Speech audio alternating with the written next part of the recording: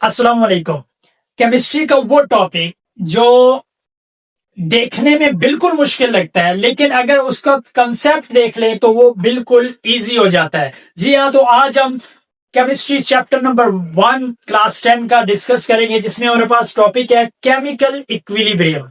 इसमें हम देखेंगे केमिकल इक्विलिब्रियम क्या है, उसके बाद हम देखेंगे रिवर्सिबल रिएक्शंस क्या होते हैं, उसके बाद हम इरिवर्सिबल रिएक्शंस देखेंगे कि वो क्या होते हैं, इन दोनों में डिफरेंस क्या होता है। तो जो इस चैनल पर न्यू है उनको याद दिलाता जाऊं कि हम जहां पर जो टॉपिक सीखते हैं हम उसके एंड पे उसके बारे में जो एमसीक्यू शॉर्ट क्वेश्चन पॉसिबल हो हम वो डिस्कस करते हैं। तो आइए स्टार्ट करते हैं। हमारे पास टॉपिक है chemical equilibrium.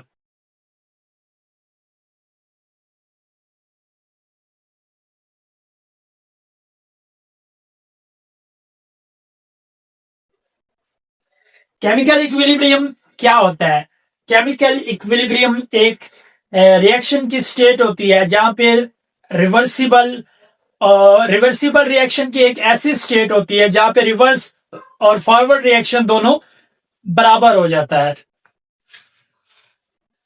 The state of reaction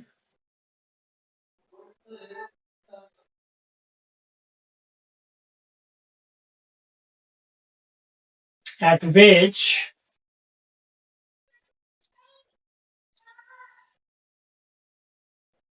the state of a reversible reaction, sorry, reversible, at which the rate of forward reaction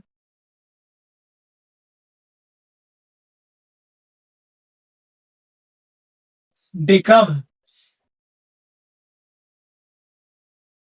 equal to the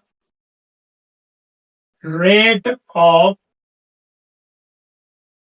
reverse reaction.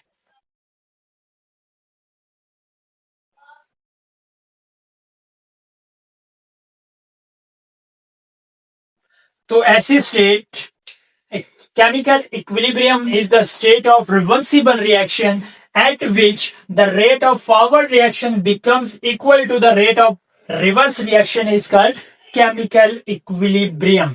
ठीक हो गया। इसमें हमें जानने की जो जरूरत है कि हमारे पास रिवर्स रिएक्शन क्या होते हैं और फॉरवर्ड रिएक्शन क्या होते हैं। फॉरवर्ड रिएक्शंस वो होते हैं जिनमें रिएक्टेंट्स मिलकर प्रोडक्ट बनाते हैं, उसको हम फॉरवर्ड रिएक्शन कहते हैं। और जो रिवर्स रिएक्शन होते हैं, जो प्रोडक्ट रिएक्टेंट्स में कन्वर्ट होते हैं, उनको हम रिवर्स रिएक्शंस कहते हैं। तो होप्स हो कि इनकी डेफिनेशन लिखने की नीड नहीं पड़ेगी। इसके बाद देखते हैं हमारे पास कि रिवर्सिबल रिएक्शन क्या होते हैं। रिवर्सिबल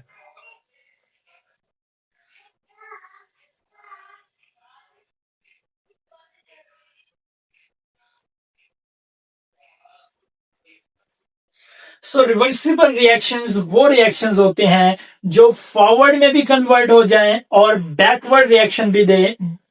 फॉरवर्ड और बैकवर्ड दोनों रिएक्शन जिसमें हो उसे हम रिवर्सिबल रिएक्शन कहते हैं। The reactions, the chemical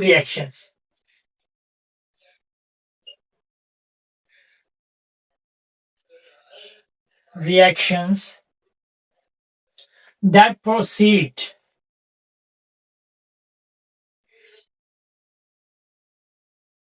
both forward and backward, forward and reverse reaction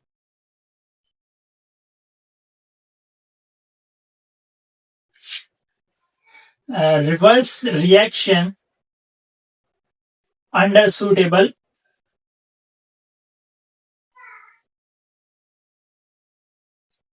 conditions.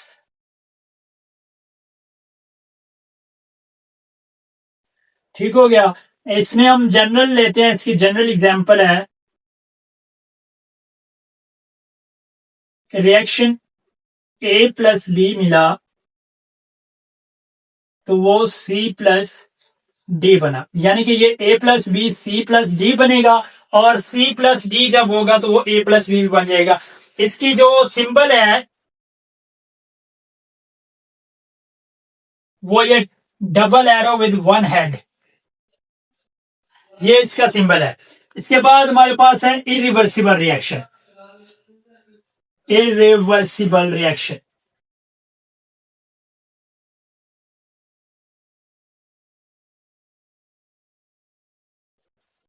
Irreversible reactions कौन से होते हैं? The chemical reactions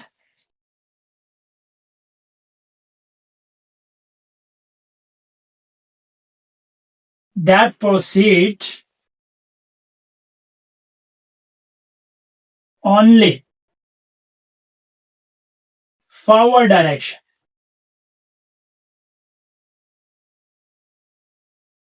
forward direction, and cannot convert to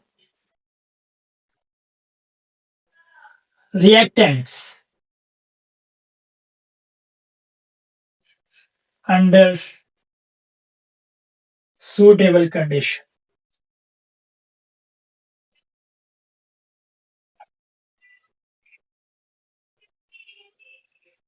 इसकी जो हमारे पास एग्जाम्पल है, A प्लस बी बनेगा वो C प्लस डी। इसको जो सिंबल है वो वन एरो, सिंगल एरो है।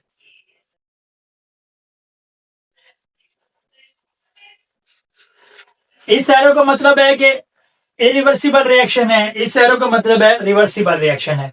इरिवर्सिबल रिएक्शन कौन से होते हैं? वो रिएक्शन जो सिर्फ फॉरवर्ड बनते हैं, यानी रिएक्टेंट्स से मिलकर जो प्रोडक्ट बनती है, कंप्लीटली प्रोडक्ट बन जाती है, उसमें वो बैकवर्ड नहीं आता, यानी कि वो दोबारा रिएक्टेंट नहीं बन सकते, उनको हम इरिवर्सिबल रिएक्शंस कहते हैं।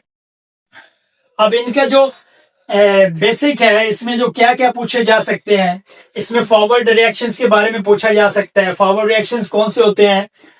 जिनमें रिएक्टेंट्स मिलकर प्रोडक्ट बनाए, उनको हम फॉरवर्ड रिएक्शंस कहते हैं। रिवर्स रिएक्शंस के बारे में पूछा जा सकता है कि जो प्रोडक्ट्स है वो रिएक्टेंट्स में कन्वर्ट हो जाए तो वो कौन सा रिएक्शन होता है? रिवर्स रिएक्शन होता है। इसके बाद रिवर्सिबल कौन से रिएक्शन होते हैं? जो forward and backward both react होते हैं। और इरिवर्सिबल कौन से होते हैं? जो सिर्फ फॉरवर्ड डायरेक्शन में होते हैं। वो हमारे पास कौन से होते हैं? इरिवर्सिबल रिएक्शन होते हैं। तो आज का ये टॉपिक हमारा कंप्लीट होता है यहीं पे।